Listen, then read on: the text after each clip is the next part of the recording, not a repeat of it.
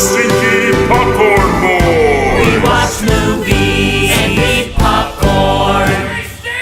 And our stink. Hello.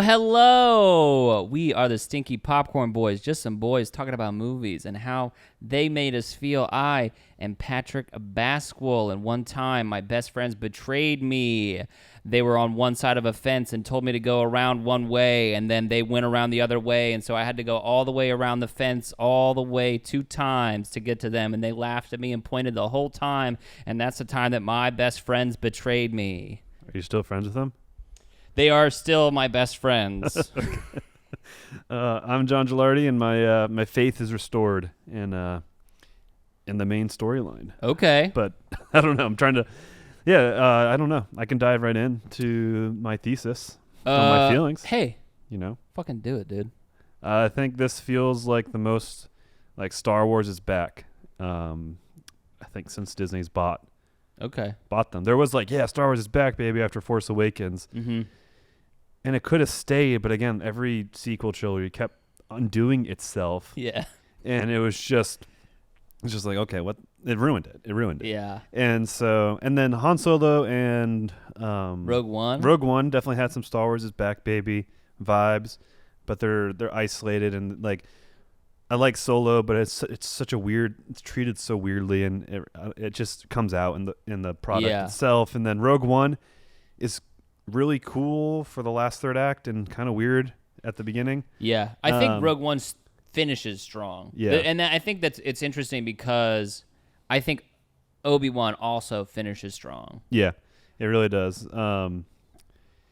It doesn't. But overall, though, what I like so much about it, because like Rogue One and Solo, they rely on the original trilogies, and when Disney bought Star Wars, they're like, what made Star Wars good? And at the time, it was like there's a lot of people in the vibe, and this comes out in the product they made. I'm not being assuming here, or just even anecdotal, but like they were like the originals. That's what people love because it was universally loved or whatever, or at least New Hope and Empire.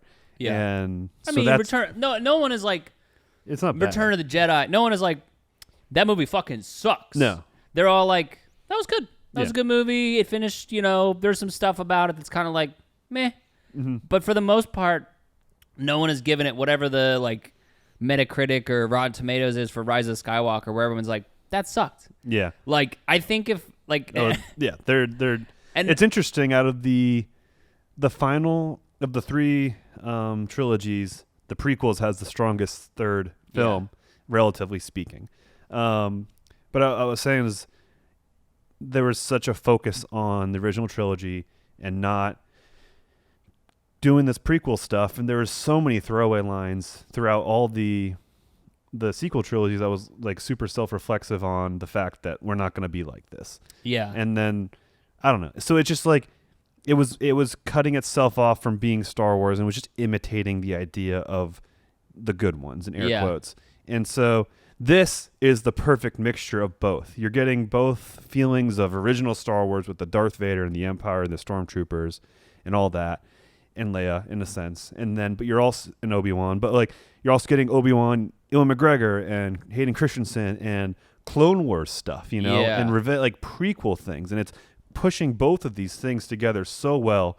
And it's like, this is Star Wars. This is made by people who love all of Star Wars. Yeah. Not just idealistic, weird nostalgia nerds, aka J.J. Abrams and Kathleen Kennedy, like misunderstanding it. And so this, and Mandalorian's amazing. Like, I'm not saying, but like in terms of like this thing that they've been chasing or chased with the sequels and the 2 one-offs, like they weren't hitting it necessarily. And I think this does, and because it literally embraces both sides of this major storyline. Yeah. And this feels like the most Skywalker story they've made.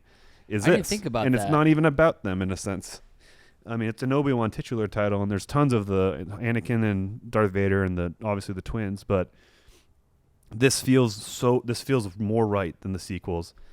And to me, like, and that was an epiphany I had in the finale, and I was like, I'm happy. Like, this feels good.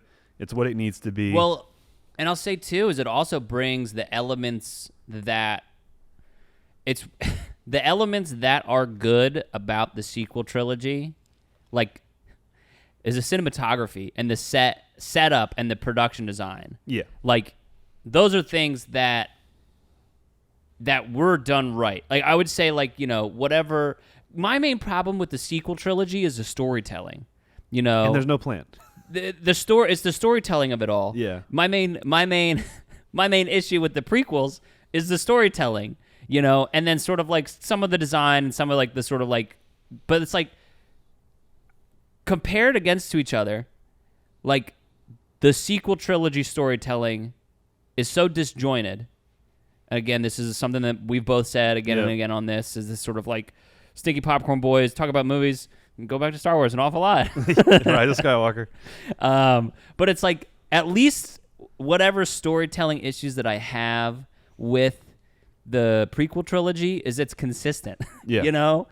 And I think that's one of the things that's good about the Obi-Wan, like, is it's consistent, and it does, like, and I never thought about that, where it does sort of like bridge this gap of this era of Star Wars that they were essentially terrified of. Yeah. Because the blowback of the prequels are so bad, like business-wise, they've been terrified of this era of prequels, and they've only allowed it to sort of exist as the Clone Wars, like the animated TV show. Yeah. You know, and now we're finally, again, albeit at the end, like... Well, they gave us a taste of it with Ahsoka, and people are fucking pumped. And it's like, if we're pumped of Ahsoka. Can you imagine if we bring back Hayden, like, and I don't know what he's doing, but he's not doing a lot probably. Like, he's just living off of royalty checks, like that dude. I'd like just be Vader, grow old as Vader, and fuck it. Let him do it. Like, honestly, and this is something too. I was thinking about this. I was driving up here. Also, shout out to fucking being in the same place, looking at each other in the eyes. Hell yeah! It's the first since. We did one where we were on the road and stuff. Yeah, when we were in Charlotte. Don't remember what it was about, but not Nicolas Cage. Anyway, but we have watched movies together that we have watched movies about. together, but then talked about separately, which is funny. But I think of the characters, like, you see characters come back, like fucking iconic characters, Joker, like various characters throughout time. Han Solo, where again, I don't think Alden Erich. Oh fuck, I don't know how to say his last name. That guy. Alden Ehrenreich. Ehrenreich. Ehrenreich. I don't think that's right. Alden. Yeah. I don't think he did a bad job as Han Solo. Again, I don't think that movie's bad. I just am curious as to why it was made. It's such like a clear, weird money grab. But all the characters that they've sort of recreated, and all the characters sort of throughout history, iconic characters who have been sort of remade, the one who has not been fucked up, I don't think, throughout all of his various iterations. It's like sometimes whenever they show you the backstory, like, this is a weird example, but allow me for a second. There was a Hulu show called Castle Rock where Bill Skarsgård played this essentially silent dude who just sat in a jail cell and was just terrifying. He just terrified people. He had them, like, essentially, like, kill themselves with his, like, mental powers, but he didn't say a fucking word. And then at the end, when he started saying words, it was like, I still haven't finished that show because, like, all the buildup was to this, and then when he started, like, it completely lost me. It wasn't because of his voice or anything, but it's just, like, the things that he was said, and as he revealed more about himself, and I feel like that's happened so many times, especially with villains, where it's like, as they reveal more about themselves, they become less cool. Like, you're like, and I think Thanos did a pretty good job of it, but that was also only over 2 movies. Yeah. You know? But Darth Vader, I feel like every time we learn and get to see a little bit more about Darth Vader, I'm like, fuck yeah. Yeah. Hell yeah. Like, even in Rogue One, where he's like, be careful not to choke on your aspirations, still sassy Anakin Darth Vader. Yeah. It's like, that's cool. Like, I think I feel like they're keeping it on the short leash of like, it's like this treat, I guess. And this is actually the most we've seen him. Like, he's almost a featured character. Yeah. And I love that it's Hayden Christensen in the suit too. And they had a movement coach on set too to make sure he moved right. Yeah. I mean, I saw no discrepancy. Anyways, what was I saying? Darth Vader being consistent. Oh yeah, well yeah, and I think a lot of it has to do with the maskedness of him. Yeah, where you project your own feelings, and then they give you a little bit of stuff to redirect you or to affirm things or surprise you, and I still think we haven't seen a lot of it. And I don't know, like Darth Vader is so iconic. Yeah, and people still love him, and he's literally an icon. Like yeah, and he's the logo in some ways of the franchise, or his helmet and stuff. Yeah. And he's a bad dude. And I like, in a sense, they didn't shy away from the youngling stuff. Like I was I felt like at one point, this is super speculative, at Disney, it was like, damn, George, that was fucked. We're going to kind of pretend that didn't happen. That's heavy as hell. He killed a bunch of kids, dude. Yeah. And they kind of, but then how do you redeem a dude who killed a bunch of kids? But in this, they don't, and they show it in a very sanitized way, in a very Disney sort of way, but in a way that's still gratifying. Gratifying the storytelling aspect. Of it. Yeah, they're not like retconning this, but it's also like he's also murdering innocent people in his rage as he's going after Obi-Wan in one of the first episodes, second or third episode. And he's torturing Obi-Wan over fire. Yeah. But like that particular moment felt just all emotional rage, and like he's hurt and betrayed, and he's his delusion and whatever, like in his eyes, like that's, I don't know. And I think that's too is one of the things is like you don't hurt somebody that much, or you don't want to hurt somebody that badly that you don't love. Yeah. In a weird where it's like that, like, you betrayed me, I hate you sort of way. And I mean, just to like kind of, I think that they set it up like, and again, it's one of those things where it's like accidental genius or whatever, where like this the whole Jaws effect of like sort of withholding and of having him be that ominous figure. I mean, it's just so funny that like the design of this, it's so funny. I can't imagine being in 1977 and seeing this movie seeing A New Hope for the first time in theaters, and then like thinking about that this is a couple like they probably had no fucking concept of how huge their designs would be. I mean, like Boba Fett design it's pretty much carried on due to design itself. But it's like at the time they're just like, this looks cool, this is good. Yeah. And I'm sure they went through fucking millions of things because that's just what you do. But they had no idea that this would persist and carry on for as long as it did. Mm-hmm. It's really amazing. And I think too is like what I was sort of back to my original point that they haven't ruined Darth Vader is because right away, as soon as he's introduced in New Hope, we know that this is a bad dude. Yeah. We know this is a bad dude, and we like it gets held like George holds it from us. Is like, I'm gonna show you. You 11 minutes of screen time the whole movie. I'm going to show you. He's like, I'm going to show you how fucking cool this guy is. I'm going to show you. Mm-hmm. And then he like parses it out to us in perfect bits, And then so I don't think it will matter what you did.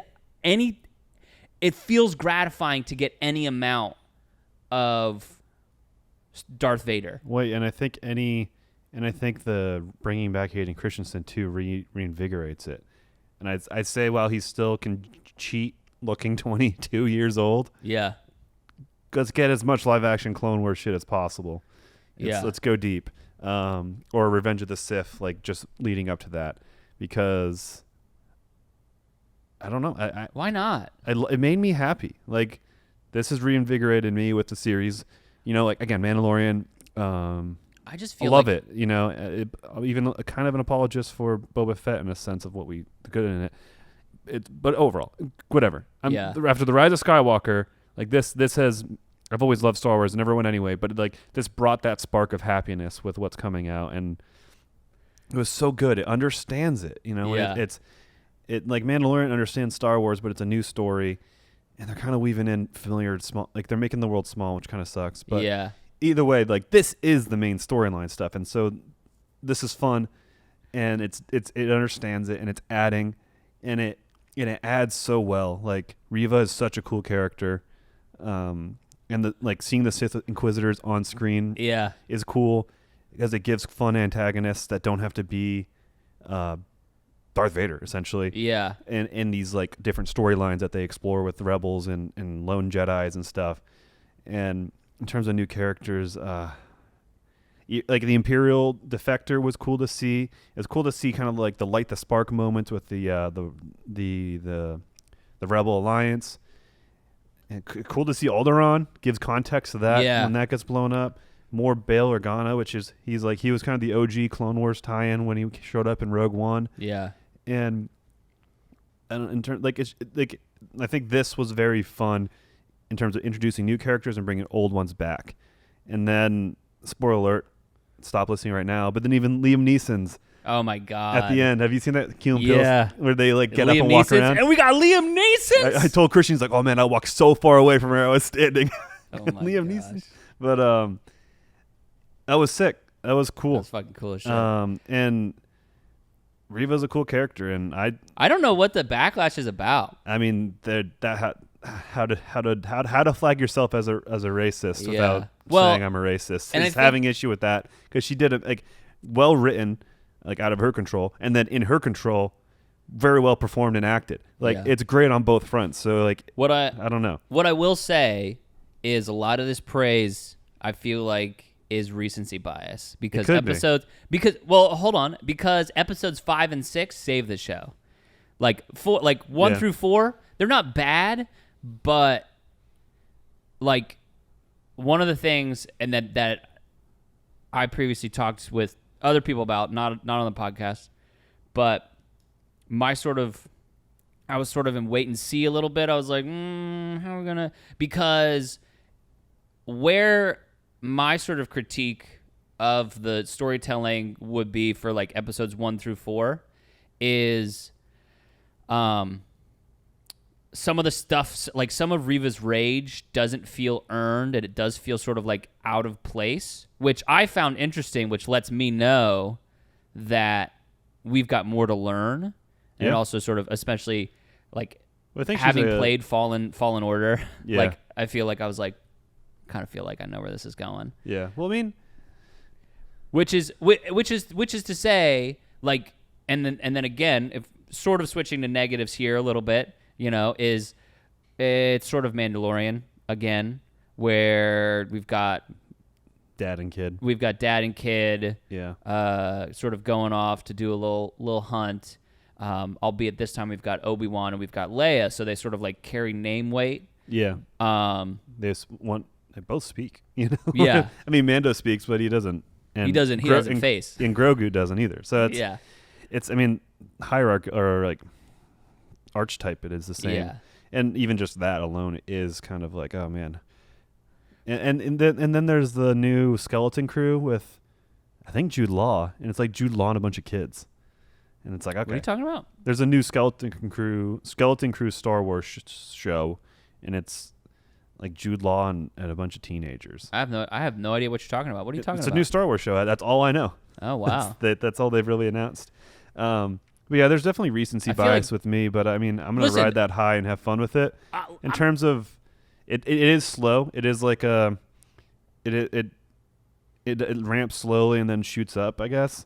But in terms of, it still felt good. It felt like it was on the right track and understood what it was. Yeah. And so to me, that build, while not as strong, is why it feels so good about the end. In terms, like, the payoff was cool to see, but it also was built up and it was earned. Yeah. And it was good, fun visuals too in the process, and just there was good world building, even with like the Empire, like the truck driver guy. Yeah, I did like that sequence was fun, and I liked that. I liked seeing a guy, because the thing is, like, I feel like throughout Star Wars, we only ever see people who are against the Empire, and it was really nice, honestly, to see someone who was like, kind of like the Empire. Like, I'm kind of about it. Fuck the Jedi. What do they do for us?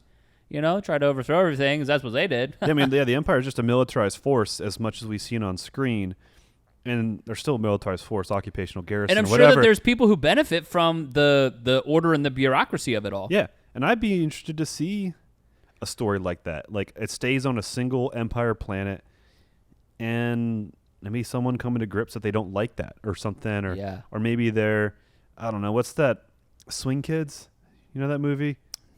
It's Keep talking to me. yeah, it sounds bad, but it's American-made movie, but it's about like World War II and like the 30s rise of Nazism. And people like being like, wait a second, maybe we're not the good guy. Yeah, so like something like Swing Kids, but in like an Empire planet could be fun, and I mean, and the Empire's pretty derivative of like fascism, Nazi stuff. So it's like it's already like these themes wouldn't reach very far. That's like it's there. But yeah, so that like there was fun world building sequences. It was like understanding of what it was. Again, Dave Filoni, and Deborah Chow I think directed every episode, and she did great. And she did a couple Mando episodes. Am I incorrect in that? She did. I mean, there's a lot of good Mando ones, but I remember she did like really the ones I really liked. What are they gonna do when James Earl Jones dies? I don't want to put that evil out into the world. I mean, I think they'll be able to. I feel like imitate it. Yeah. I mean, if Journey can find a guy that sounds just like their lead singer, and then we can find voice actors that sound like Darth Vader. Well, I've also got to imagine at this point, they're probably building a database. Yeah. Of like having him say like, having him say like the. Whatever I think there's an Adobe sentence where you can say it, where you get all of the sounds that you would need to make anybody's voice at any given point. Yeah, there's something was out. I woke up to a tweet today of someone saying like, how about the fuck not, or like fuck no, or something like that. I was like, what are they talking about? And I click on the subtweet was about technology. Yeah. That can make something say anything, and you can make Alexa speak in your dead relative's voice. Not cool. I don't like that. So but it exists. Yeah. I'm sure. At least Disney, and I think I mean maybe something like that could be okay in terms of a resurrection for an art. Is literally like the voice of an iconic character that the person doesn't even act as. Yeah, it's like 2 layers removed. As long as they keep paying his estate. Yeah, exactly. Also, he's not dead. I don't want to put that out in the world again. Yeah, he's kicking. But yeah, I mean the recency bias is there, but I'm having fun and I'm happy. Listen, I'm not trying to rain on your parade. I just wanted to do due diligence for those first 4. And I'll say this: I was like not on the fence. I was like, listen, I'm gonna watch all these episodes. I feel like there's maybe a little bit leaning on the nostalgia, maybe really sort of like living in the nostalgia and like the fact that I'm gonna watch all of these episodes. So they're like, I'm gonna get all of my little bits in. That being said, I also love seeing Obi-Wan cut off his little like meat slab, put it in his pocket, and then ride away on his camel. Yeah, like I love seeing that. So I don't want it to come off like I'm like. They didn't even build him down. He was down, and his ride's coming back up, and I mean it's a very classic hero's or a part of a hero's journey. Yeah. Very like character development. Is the buzzword people like to throw out. But it's there and it's there in a satisfying way because to see it's so fucking cool. It's just satisfying. It's well done. I mean, I could list out stuff, but then I think like the Riva in her first episodes. I mean, besides like trying to understand what her plan was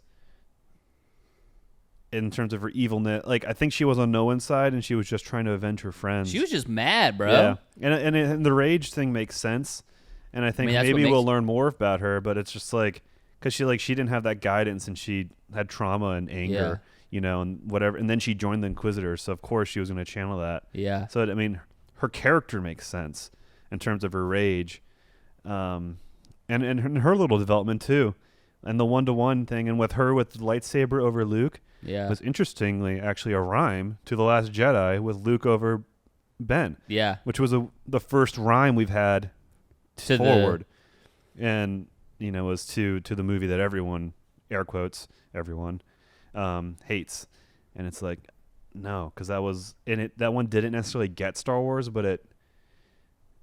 I don't know. Listen, that's a whole debate that we've had about 5 times, but yeah. I mean, I think I think that's too is like it gets to where everything is satisfying. So it's like part of it is I guess rewatch it and I think maybe enjoy it better. Yeah. The first episodes. Yeah. Because it's going to be worth it. But again, like with that in mind, that like first time through and you don't know where it goes and you're like, I don't see, like, it's tough because as a storyteller, isn't that what you want? You like people like, I don't know, like you don't want things to be 1-to-1 where it's super easy for people to get it. Mm-hmm. But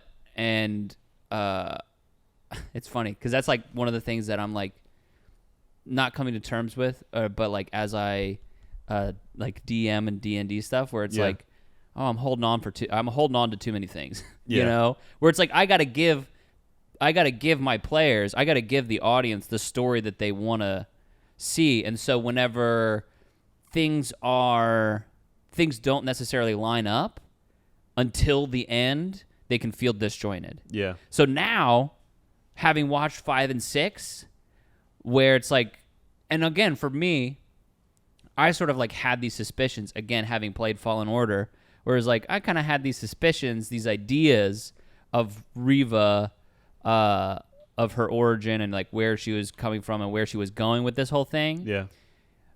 But in the people that I talked to, they were like, I don't know. Not even just with her, but with like nostalgia of everything, where it's like that's also part of what it is. That's part of what we're trying to see. It's also like she's idolizing and wanting to rise to the top, but you know from very early on she was a Jedi Padawan. Yeah. And she survived. And it's like, was she kidnapped and she idolized Vader? Why would a child at that moment? That would be a crazy 180 and a traumatic moment to idolize the man who's killing everyone around you. Yeah. So it's like, well, you grow to idolize the power, but again, there's also like, you know, you take from Vader being the hate that he has toward Obi-Wan, and then you also put that with your hate to Obi-Wan, where it's like, if this is Anakin, why didn't you stop him? Mm-hmm. Why didn't you see this? Why didn't you do something about this? Yeah. You know? And it's like... That was a good moment, too. And I was like, nice. I love the... Obi-Wan's down in the dumps, and he doesn't even help a Jedi, and he gets essentially, like, in a very sanitized way hung. And... Benny Safdie, too, by the way. Who's that? He's Benny Safdie is one of the Safdie brothers. Directed Uncut Gems. Wrote Uncut Gems. Yeah. I think you mentioned them in the last podcast. Yeah. He was in something else that we saw. I was like, that's Benny Safdie. Oh, I'm sure. Good for him. Yeah, and also shout out O'Shea Jackson Jr. That's Ice Cube's son. Oh yeah. I was like, my brain was so confused because he looks just like Ice Cube, obviously because he's his son, but he played him in a movie, and I was like, that's Ice Cube. It's not Ice Cube. Like my brain literally went to a weird place where it was the movie version of Ice Cube played by Ice Cube's son. Yeah, it's just like it's just weird how much they look the same. Yeah, it just I don't think a brain. It's like an uncanny valley kind of territory. Yeah. What was I saying though about? I'm sorry, I fucked you up. Obi-Wan down in the dumps, didn't help a Jedi, sanitized hung. And so just to see him there and then come up. And then to see him kind of grow and accept these demons, but constantly be pushed emotionally still to the brink. Yeah. Like, because I feel like not bad writing, but I think an easy writing thing that's been done a lot is the change happens and they're cool with it. They're like, they've found their peace. And Obi-Wan's, he finds his peace, or there's a moment of acceptance, but he's still emotionally very unstable, or it's very raw still, or he's still like, these still emotional things. So it's like, you have that awesome scene with Riva, like, why didn't you do anything? This is your fault. And then when Obi-Wan says, I'm so sorry for everything, like that performance and that moment was really cool. Let's talk about those two. So we've got episodes 5 and 6. It brings it home. Mm-hmm. Oh my God, it brings it home so good. I'm about it. And because it finishes in the expected way, but it satisfies that thing that I wanted. Yeah. And so we go from, they're pinned down or whatever in episode 5. There's a moment between Obi-Wan and Riva where Obi-Wan, who I think, let's say that, how many times does Obi-Wan give himself up in this? He does a lot. He's like, they want me. They want me, I'm going to give myself up. It's like at least 3 times, at least 2 times, maybe 3. Definitely 2, I think maybe, yeah. Where it's like, he's like, all right, I'm going to give myself up. And he talks to Riva and he's like, fucking classic great stuff where he's like, you're not bringing him to me. I'm bringing him to you. Mm-hmm. It's like, fucking great shit right there, dude. Also, kind of manipulative because you got to know that he's manipulating someone's childhood trauma. He's manipulating someone's childhood drama, and it's also like, listen, the only reason I can beat Vader, I feel like, is like, A, I'm really good, and also like I kind of get him wound up emotionally, and he kind of makes stupid mistakes. Yeah. I don't think that he's gonna make stupid mistakes with you. But we'll see, I think you got a chance. Like, if I'm open, it's like, you got a chance, Mm-hmm. All you got to do is try. Yeah. I'm pretty sure you're going to die, and I'm sorry for it. But you got to try. Yeah. You got to make amends. Well, it's what she wants. And he's like, I mean, I guess I'll help you get here, and I can get something I want out of it, too. Yeah, I'm sure that Obi-Wan's thinking like that. Really master manipulator Obi-Wan Kenobi. Yeah. Also, Obi-Wan Kenobi, great name to say. Yeah. It's a... Fucking great fantasy name. Oh, yeah. And Ben. But so we have that moment, and then oh my god. Well, yeah. So that moment, Riva is like, she comes clean, essentially, that she wants to kill Vader because she wants to avenge her family, essentially, her youngling Padawan friends. Yeah. And it's a hard switch to vulnerability, I guess. That's like satisfying, I guess. Like that's probably the buzzword for this. Is it's very satisfying. Yeah. It finally gets to like, for the past 4 episodes, we're like, why are you so like? Honestly, it's not really that confusing why she's so mad. Yeah. But it's like, it's really not. It's like, what are you so mad about? What, did all your friends die and the guy you're working for kill all of them? Come on. Yeah. What are you being so mad about? You're crazy. Mm-hmm. But it's like, we finally get that sort of like, everything clicks into place. And I think, too, part of it is, and I think what makes it so satisfying for me, is that it almost feels like it's the first time that she realizes it too, and the first time it's like something that she's held in her brain for so long, mm-hmm. where it's like, where you're like if you're in therapy or whatever, and you're like, I guess I really wanted this to happen, and it's like, that's the first time I've said that out loud. That's the first time I've really thought about it in that way. You can recontextualize it. Yeah. In a weird way. Or it's like, or you can even like saying it out loud, and it's makes not like something exist that's always existed, but it's like, oh, that's what it is. Or like you're it reminds, oh shit. Yeah. Yeah, I guess I'm mad at you because you didn't save me. Yeah. And why did you let him do the shit that like, and it's like, and this is what I really want.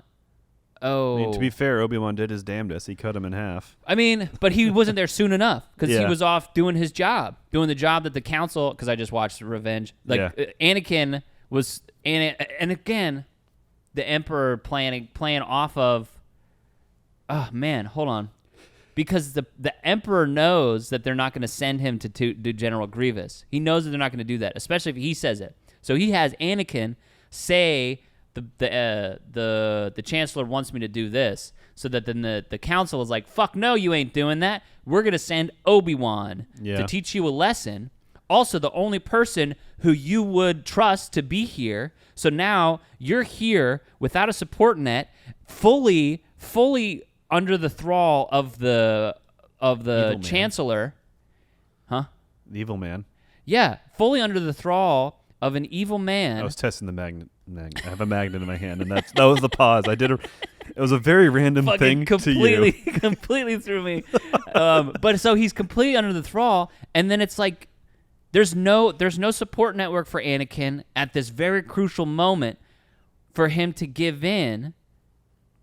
fucking, oh my God, dude. Yeah. Fucking chess, dude. Yeah, I think a lot of people rip apart the Emperor's plan and like say he's always not the best at planning and it's complicated. But like, I think.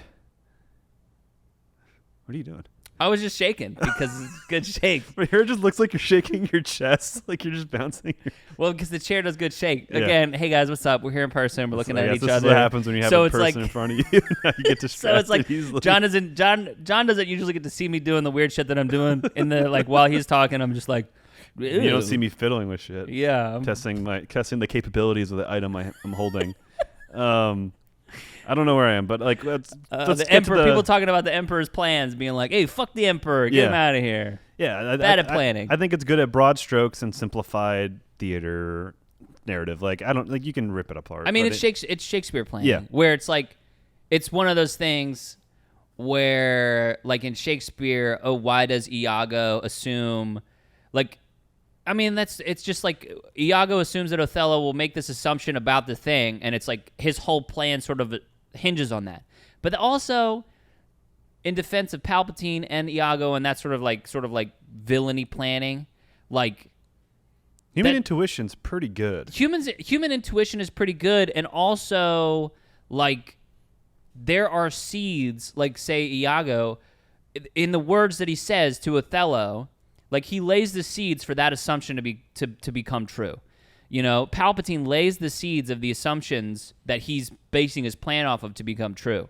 If you look at the Joker's plan in The Dark Knight, it starts to break down a little bit. Still very cool, still like a lot of stuff, but like it still sort of breaks down a little bit. Yeah. But that being said, it's really cool to see Riva get to that, you know, in that moment. But then also, bro, You're talking about the final fight? not the final fight, the Darth Vader Riva fight, where he's like, I don't even need to fucking pull my lightsaber out. Yeah, oh yeah.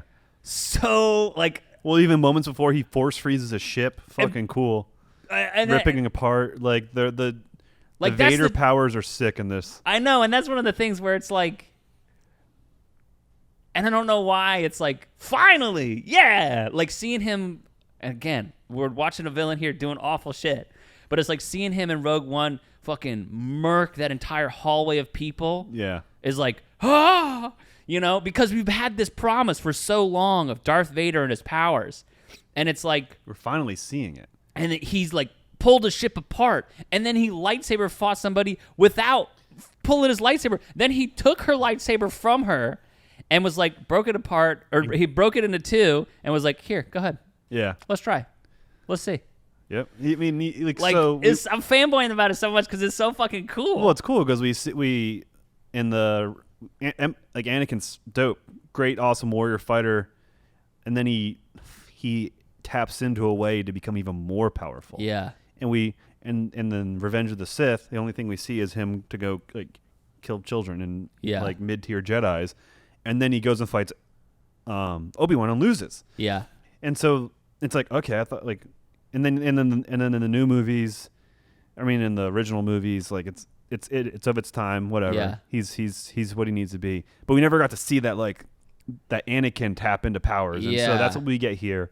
And it's awesome, and the choreography is a cool mix, I think, of the old heavy fighting. Look, I mean, look at And these then- fucking shots. We've got this final fight on in the background here, and again, I think it's one of those things where I don't want to take credit away from George Lucas, but like the like drama of having the lightsabers light up their faces is, It's a good touch. I think it's a little like they it's, go a little heavy with it in this one compared to past. yeah, Because like I think like Force Awakens when Finn does it, Yeah. in that final scene, it's like damn, like that Yeah. looks cool. Like that, I think that was the first time people were like, oh yeah, it should light up. Yeah. And that was a good level. And this, I mean, there's a shot of Riva. It's like lighting up the whole room with red around her, which kind of looks silly.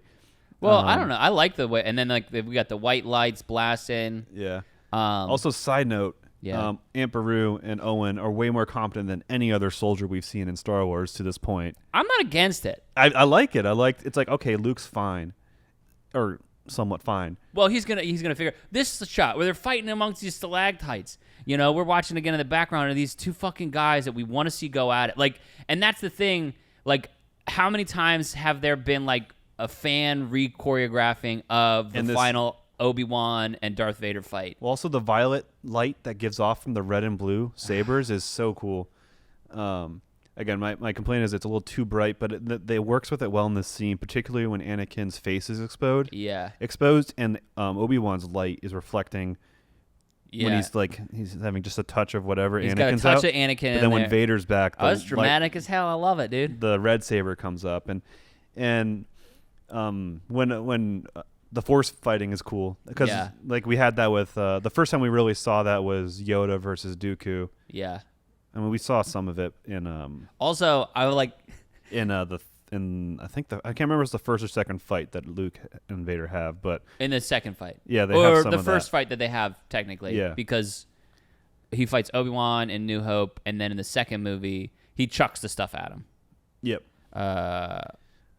And so it's good to have a force fight, but also when he starts trying to crush Obi-Wan, it made me immediately think of Revenge of the Sith when Obi-Wan gets like pinched by a fucking deck, like an all metal deck, and I'm like, damn, Obi-Wan just doesn't get crushed. Yeah, he won't do it, dude. But in this, I guess he's using force. He's but got like a force shield on I was him. like, what the hell? Is this like a really weird reflexive joke about Obi-Wan not getting crushed? He can't get crushed, dude. You can't knock him down. That's his power. I don't have a problem with how bright the lightsabers are. I think it's pretty cool. Like, I like how it does light it up. Yeah, I mean, it got because better look at in that. the Look at that scene. shot, dude. But that one's fine. I mean, They do, but they're in closed spaces. You know, I think that they're equivalent. It's probably like just they're in an enclosed space. it's a personal taste thing. Maybe I'll get used to it. No, you won't. I mean, you're just gonna keep complaining about it, like the It just old makes man me that think you of are. my lightsaber I have that I got from Disney World and using as a flashlight, and it's so bright, and it's like, it's just like, okay, this is where we are now. I don't know. It's weird. Yeah. Also, in defense of Riva, she's damaged. She's got a lightsaber stabbed through her Yeah, stomach. she's limping around. She's operating at maybe like 60, 65%. 70 at best. You know, so she's not doing good. But they're also motivated. They're not. And she could kill them if she wanted to. Yeah, which I think too is like, you know, part of it is she's struggling with her jazz. Yeah. Yeah, Again, she could have easily slain Beru there. Yeah. Wouldn't have taken any extra time. Good use of the word slain. I know. It doesn't get used very often. I mean, when you got swords, you got How use many it. have you slew this eve, Slew? my friend? I slew them. I slew the women and the children. I think they did a lot of good stuff with kind of recalling things that felt inconsistent to A New Hope, such as, or just overall, like when Obi-Wan calls him Darth, and when they fight, it's whatever, Darth. Yeah. It's like, that's weird. That's like calling someone Mr. or Captain, you know? Yeah. But in this, they contextualize it that this is Obi-Wan detaching then. This is no longer Anakin. Yeah. I'm just going to call him just his title, not even his name, his adopted name. And then when Obi-Wan's like, "Well, I didn't kill your father," or what does he say? He says, no, he says your father was killed by Vader. Vader. Yeah, which now makes I mean, that was always an easy assumption of like Anakin killed him inside, but here it is, quite literally, where he says it to him. He's like, "Okay, you said it. Yeah, you said it, so I'm gonna repeat it." And then the last one is when Darth says, Obi-Wan, again we meet. Last time we met, I was but the learner, and you were the master, but now whatever." And like, it's a loose one, but it makes sense here because like he got beat, so he's like, you can easily presume that Vader was thinking about this and got better or something, you know? Yeah. Well, this is the, this is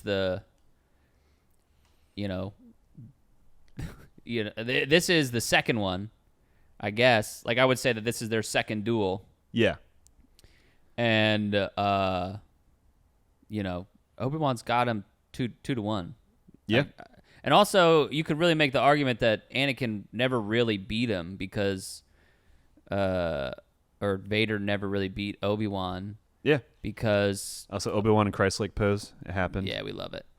We love it. We love to see it. I mean, bro, it looks cool as shit. It looks good. Like, this final fight is great. It's movie worthy. Yeah. I mean, it's just, again, I think that's one of the things that makes the final 2 episodes so gratifying is not only do we get to see Vader be badass and like to sort of like make sense of the story that we've been seeing, but we also get to see Obi-Wan, because I think that was one of the things too that people maybe pushed back a bit against, or that I was like, you fallen into that sort of like Last Jedi camp of people are like, Luke, you let Luke become this? Yeah. And it's like for Obi-Wan in those first 4 episodes where and again, it makes sense and it feels good now to have that build where he's like, I'm not like, where he's grieving the loss of his, not only his friend, but also the way of life that he lived, and he's attempting to find his place in the world,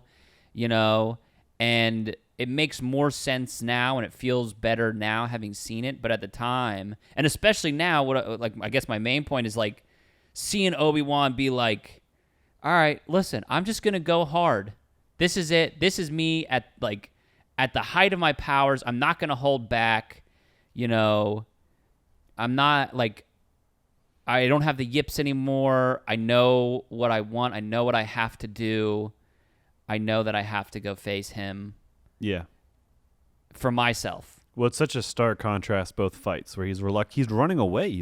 It's like very cowardly or whatever. Yeah. And very reluctant, and it's very poor. And when does he find out? All right, so episode 1, when does he find out that Vader is Anakin? It's from Riva.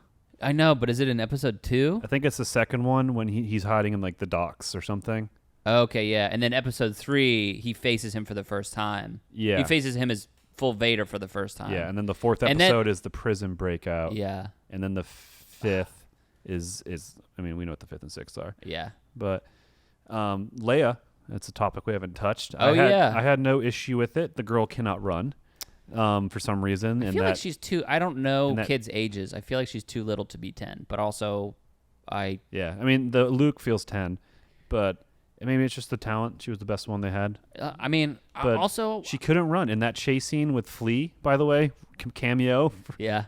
Super random. The bassist from the Red Hot Chili Peppers, if you don't know, when he captured her. But that chase scene was so bad with like the branches stopping that one. That was very funny. Yeah. Oh God! I was like, what is this? It took me out. What are we doing here? But I think she did fine. I think her writing was fine, and the way her dialogue was fine. She's a very intelligent person, so the fact that she was talking like an adult and her intuition, she's a politician in training, and she's becomes a great one, and it there's no reason why that she's not a prodigy.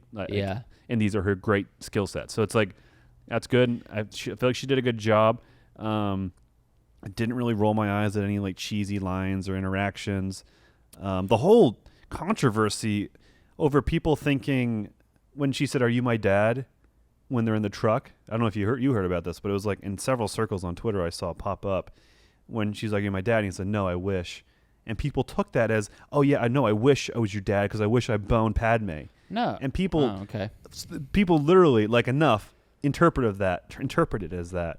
Huh. And it's like, God, the nuance that you don't pick up. It's like I don't like there's like, enjoy the things you enjoy, but if you give me that information, I'm gonna just say you're dumb. Yeah, you're dumb.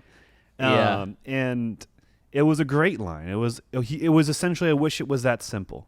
There's probably 2 or 3 good interpretations, but that's probably the simplest one, is him just saying, "No, I wish it was that simple," but it's not. And that was a great moment. I think that was a highlight moment of that. When the stormtrooper fell and got split in half. I'm just kind of rattling moments, but like, in terms of Leia though, there's just good stuff there, and she calls him her friend in A New Hope too. So again, that's like building the relationship they have, that like, how did that happen? Why did you call him his friend? Like, did he go have like tea parties with his dad, her dad on Alderaan, or like whatever? But now we know it, and it's whatever value's there. I think, I mean, it irritated me a little bit because of the Mandalorian stuff. Yeah.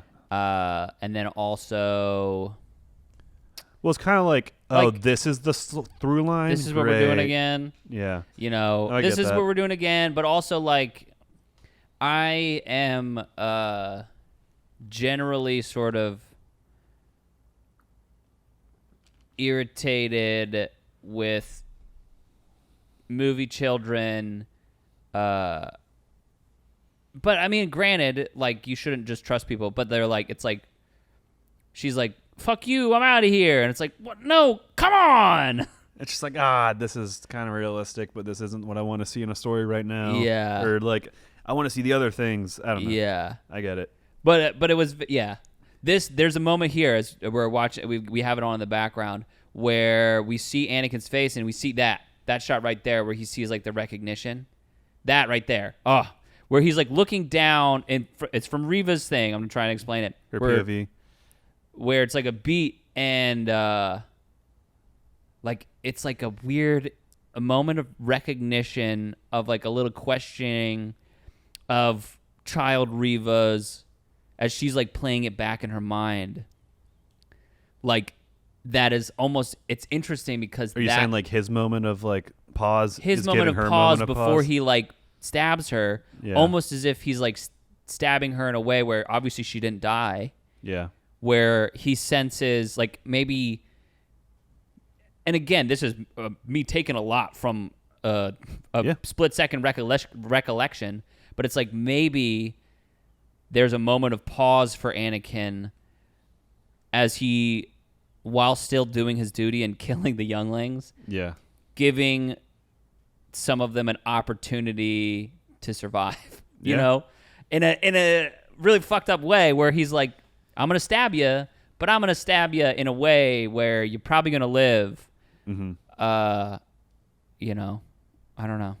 Yeah. It was I was like, that's a cool look. That's a cool look to have. That's a cool scene. I thought it was a great scene. Yeah.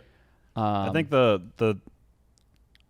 teared up pretty much starting from the Anakin Vader face kind of thing. And when Obi-Wan said, I'm so sorry. Yeah. Just like that emotion. And then Riva, like, her breaking point essentially was sad. And then even just like, I think it was just because I was on a roll with tears, but then Leia like dressing up the way she wanted to and her mom accepting that, I was like, oh yeah, you're letting your kid be who, like, I was like, God, it's just like all the tears were getting jerked. And there was one more, I can't remember. Oh, when Obi-Wan was talking about how you have these character traits from your parents. I can't tell you more. And she said, no, that's okay. And I think you've said all you need to. Yeah. And that was a good moment too.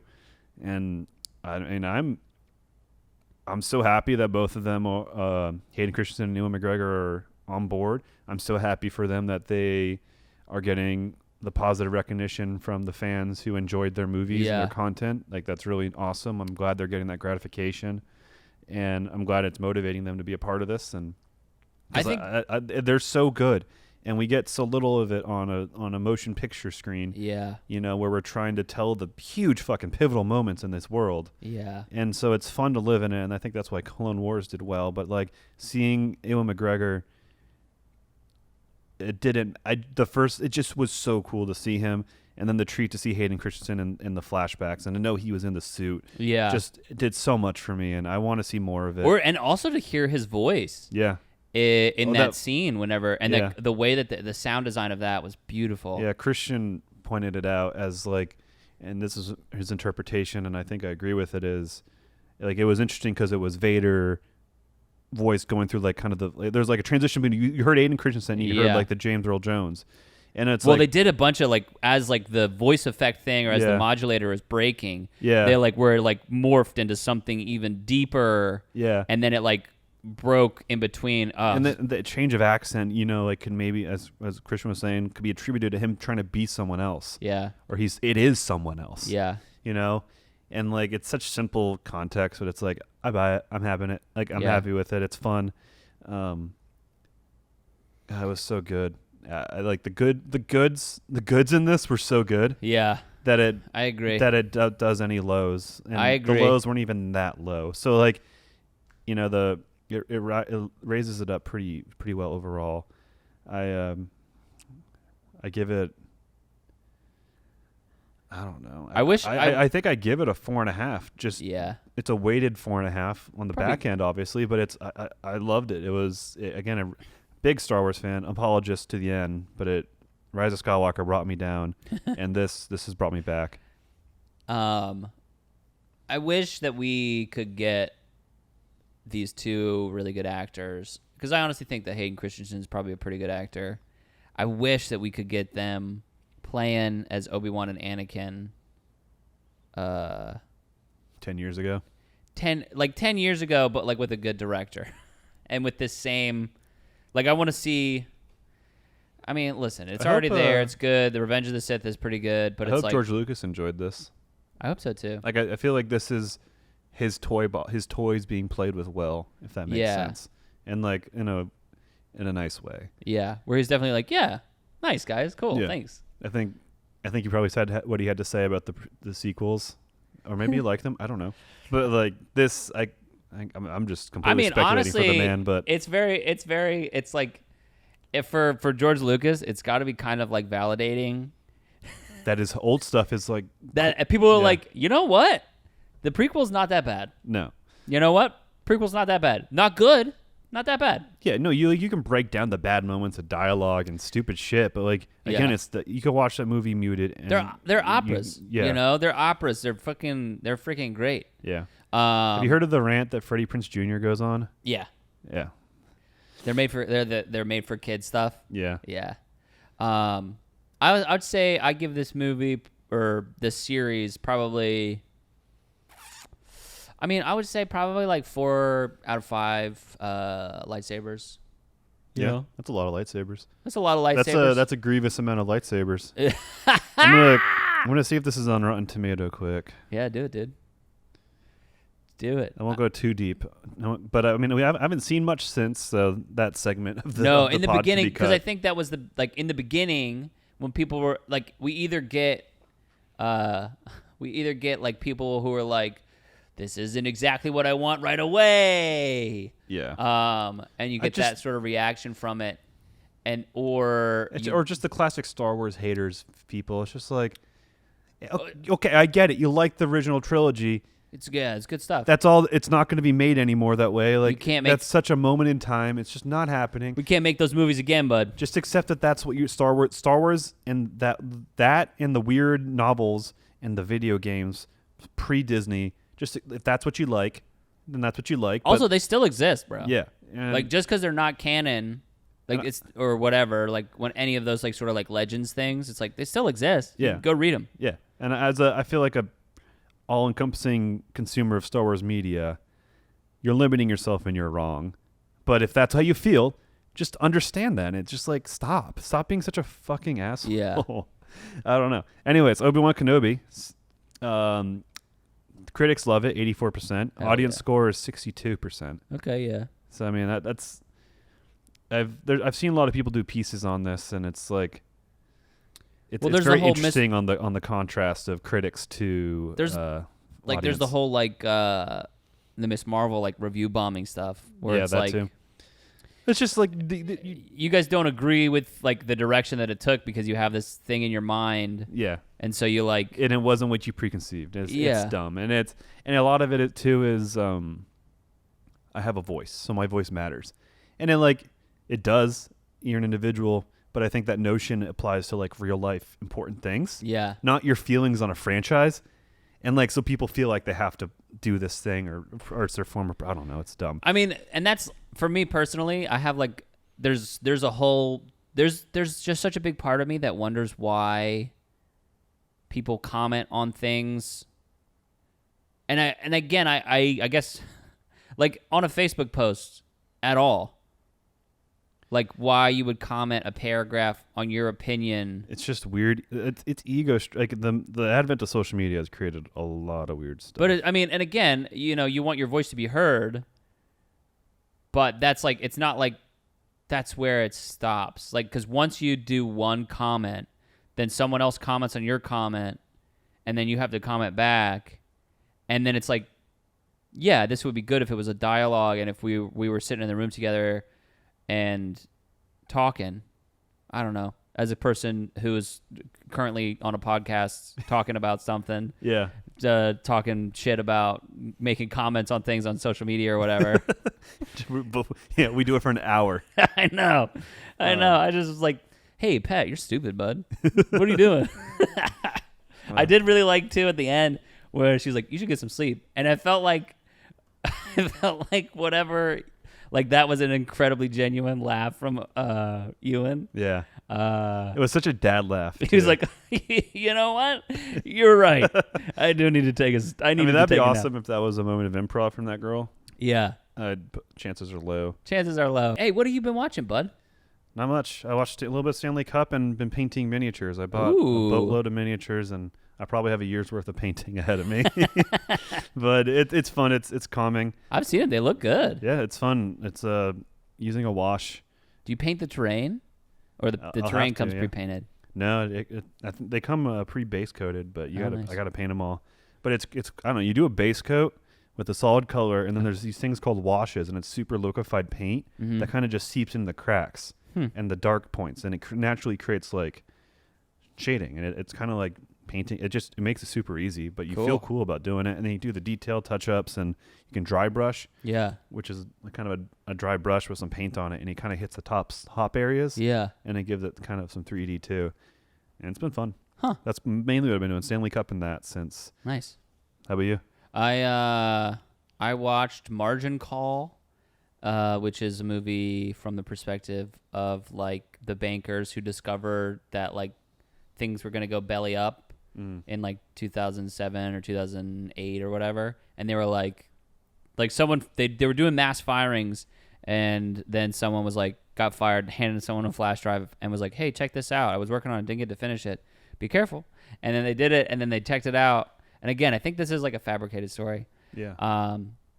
But anyway, and then they were like that night they figured it out, and they were like, hey, I'm going to call my bosses and we're going to come in. And they had like a meeting overnight, and then we're like, hey, we're just going to sell everything in the morning. Which again, the movie was like sort of interesting, but also very much like a movie that wanted to be about that moment, but didn't have anything. Where it was like, this is the night that all these bankers realized that the American economy was fucked, or something like that. Yeah. And it was like a picture. It was like almost like a play, but it wasn't written like a play where it had anything to say. Mm-hmm. But that's like definitely sort of like that Glenn Ross. It's like trying to chase The Big Short, maybe. Yeah, maybe. And then I watched The Big Short because I was just like, watch the better one. Yeah, I was like, what is this? And I think that is my favorite Adam McKay, where Adam McKay does his Adam McKay thing, where it's like breaking the fourth wall, doing like sort of like docu-style. Was it like Thank You for Smoking? Yeah. You seen that? Did he direct that? I don't know, but it's the first thing that came to mind. Yeah, I have seen that. Yeah, good movie. Yeah, it's short too. It's a good movie. Big Short. Yeah, it's not the same as, but it kind of hits you the same as Whiplash, the movie. It's like it's a good movie. It's short, really solid. Didn't hear a lot about it. Yeah, but it's good. Yeah. I really enjoyed this, and I hope everyone did too. Hope Star Wars is back. I have faith in Filoni and Favreau. Hope Kathleen Kennedy is letting the people who know what they're doing do their work. Yeah. I whenever I shit on her, I feel like those like fucking neckbeard incels that love to shit on her. I hate feeling like I associate with them, but they have their I don't know. They I have feel their, like they I have my different things. Yeah. Like, well, they don't like her because she's like trying to get not exposure, visibility, and like diversifying casts and all these different things, which like, is chill as hell. Yeah, but like I'm not like those people. Yeah. I'm like me, who doesn't like her because of what we got from the sequels, and because of the Solo takeaway was. That's what I said. It's like took away the wrong thing. I don't think it's the recasting of Han Solo, where she's just, we just shouldn't recast them, and then it's like, well, no. like no, the story is unnecessary, and it's like a clear money grab, and then you didn't follow through with any of the cool bits. Yeah. Like, I feel like the Crimson Chin or whatever the fuck, the Crimson... From Fairly Odd Parents? No, yeah, well, the Crimson Chin's from the Fairly Odd Parents, but the Crimson Guard, whatever the... Yeah. With Darth Maul being, like, the head of this, like... Oh, yeah. Thing, it's like, why don't we get to that sooner? It's like, don't hold off on a cool thing. It was like her playing at Marvel or Yeah. something, and it's like, yeah, you can do that, but you need to plan this shit. You can't just make it up as you go. Yeah. It's anyways, Yeah. I guess I mean, we kind of wrapped up, but what do you? They said they want to be back. What do you think will happen? Do you think we'll get flashback stuff, or do you think we're going to continue the story we see? Obi-Wan 2? They're doing a second one? They want to come back. I think. For what? I don't know. I think they've established. Like, I don't think they can do another. I thought they established that they're done until they face off again. You know. Yeah, I don't think they can do another Vader Obi-Wan. Like. But I would love to see. I would love to see this Obi-Wan storyline continue. Whatever he does after, they're establishing he's moving on or something in some way, and then I want to see. And obviously with the Qui-Gon, he's got much to learn. Blah blah blah, and then I'm not too interested in like a Vader thing directly off of this, but I do want to. I want to see Hayden Christensen Obi-Wan. I want to see Coruscant. I want to see Clone Wars. I want to see Troopers. Like, give me that. It was crazy that Tamora Morrison cameo was the first time you ever wore armor, like clone trooper armor. Yeah, it was cool to see real stormtrooper or real clone troopers and stuff. Yeah. I don't know what they could do. Honestly, I think that would be like. I mean, I think obviously if Ewan McGregor's back in. And they're going to be like, yeah, let's fucking keep making this because I'm sure however they make money on streaming, they're making money off of this. Yeah. I mean, I know that they have like the monthly thing. Yeah. But it's also like, I guess I just still am curious as to like, it doesn't grow very much, does it? I guess you just maintain subscriptions and people just continue to pay. I think it's doing well. The vibe is it's better off than Netflix. I'm sure it's doing well. I'm sure they're all doing well. And I'm just curious as to how the streaming. And again, it's just because we don't see those numbers. Like, well, I think it's you have the streaming subscriptions, but it's also user information. Cool. And Disney has the stuff to figure out how to indirectly have your information and have you spend money on other things. Nice. Which I go to Disney World once a year and buy a lightsaber, or whatever. There's a guy named Jimmy Smits, by the way. That's like such a. Do you know who Jimmy Smits is? Yeah. Oh, is that his son? That's Bail Organa. That's his name? Yeah. Jimmy Smits, dude. Wait, what is Ice Cube's son's name? O'Shea Jackson Jr. Okay. What's Ice Cube's name? It's O'Shea Jackson. Okay. That's freaking gotcha. Stumped you right there. That's good comedy. That's like British humor or dad humor or like your grandparents. That's just classic comedy. I don't know. The only problem is that I don't know what story they could tell. Not a continuation of this as like. I mean, I just don't. These threads are done. I think we've introduced an Obi-Wan thread, a Riva thread, and there's Vader obviously is doing shit. It doesn't. We don't need to go down that thread based off of this show. I just don't think that we need to do anything other than Riva. If I'm to follow a story after this, like we could not do this. I could not see anything else from Obi-Wan and believe that he got to where he gets to. Yeah. In A New Hope. Yeah, I think they set it up where you don't need anything else. Yeah. Riva would be cool. I guess, but I also don't know. And the issue. I think Riva could tie in with Cal Kestis stuff. Man, I wish. I think that could be what they're building, and then obviously with that'd be cool as shit. O'Shea Jackson Jr. I'm just getting started. He's coming back in Andor or something. Yeah, he's got to be. That's what I thought too. When I was watching. He's going to be that guy. Yeah, that kind of threads it in, and which is cool, but it's also kind of annoying because it's kind of Marvel-y. Yeah, but whatever. I mean, if they want to they're definitely building out this era. I'm fine if we build out this era, but maybe not always connect it. But also, I think if we do the High Republic, that stuff's going to be fun when they start really bringing that in. And then whatever Taika Waititi's doing should be good too. I think it might be High Republic. I don't know. But he's not doing anyone from these things that we've seen, which will be nice. And, I mean, he does good stuff, so we'll see. But, again, recommend it. thank you guys for listening. Yeah. Any final words? I love you. I appreciate you. Thanks for coming out. Thanks for listening. You said the thing too. Yeah. Hello there. Hello there. The delivery was so like there was effort in it instead of just a guy saying hello there. Yeah. Which was he knew he's like I got to do the thing. Yeah. Like, hello there. Which didn't take me out. I was like nice. Yeah. And I'm glad that I was also really glad that they didn't play that scene. Like they didn't play that scene with him and Luke. Yeah. No, I didn't need to see it. Yeah. Cuz like he's just a dude. Cuz like if he didn't introduce like as a child, you would probably forget about that encounter ever. Yeah. And you're like, oh yeah, this is the dude who gave me that ship. Yeah, the old hermit.